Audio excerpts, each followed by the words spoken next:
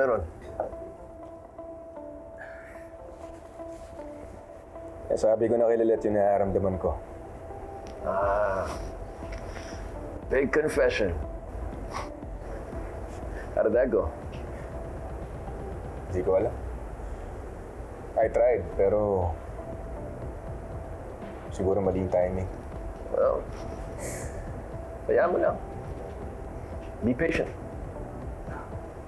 You know, sometimes it's not about winning their hearts. Sometimes it's about waiting for that right moment to strike. Wait. Lasing na ata ako eh. Hindi kita magets eh. Tsaka parang lasing ka na rin kasi kung ano na yung sinasabi mo.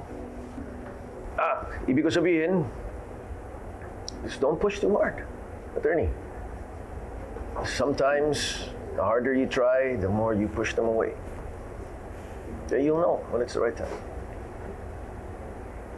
Sana nga. Kapag dumating yung tamang panahon na yon, tamang pagkakataon,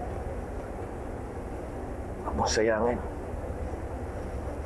Gawin mo kung ano ang pinaplano mo.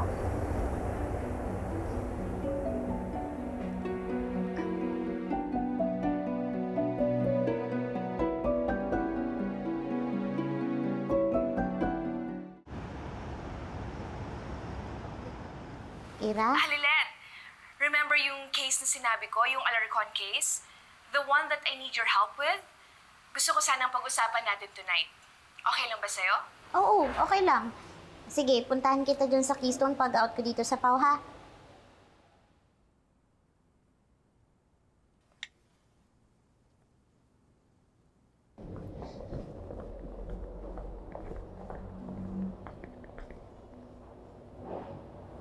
Focus, Lilet. Hindi ka pwedeng mag-inarte. May kasong nakasalalay sa'yo. Kalayaan ni Ate Ella na nakasalalay dito.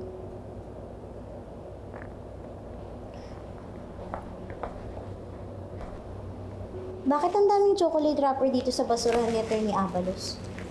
Yan. Kinakain niya yung pag-stress siya. Brain food or pampakalma niya. Oh, alam mo na. Mainit na naman ba ang ulo ng sir mo dahil nag-ghost na naman kayo ni Sir Yuzon? Sakto lang. Definitely wala pa rin siyang believe sa akin. Akala ko nga isisisi din sa akin na wala si Mr. Yuzon. Ganun ba talaga yun o sa akin lang? Kung makakalampas sa'yo ang maliliit na bagay, how much more ang malalaki? Kabisado mo, ah. Quotable quotes niya naman yun. Tsaka mabait naman yun. Wrong timing ka lang talaga. Tsaka kagabi pinagpuyatan ni attorney ang paghahanda para sa court session ngayon. Tapos nag-ghost na naman kayo ni Yuzon. Anong gagawin niyo kay Ella ngayon?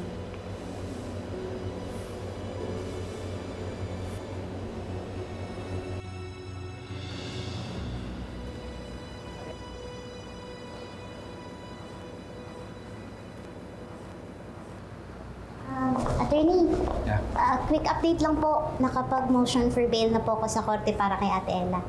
Alright, sana ma-approve. Anything else? Para po sa inyo. Sugar-free po yan at mas healthy. Pero masarap pa din po at pwede niyo pong stress buster. Wow naman. Paano mo naman nalamang tsokolate paborito ko? Kaya po nang sabi niyo, walang simpleng impormasyon ng pwedeng makalusot sa ating mga abogado. Maraming salamat. Enjoy po. Yeah.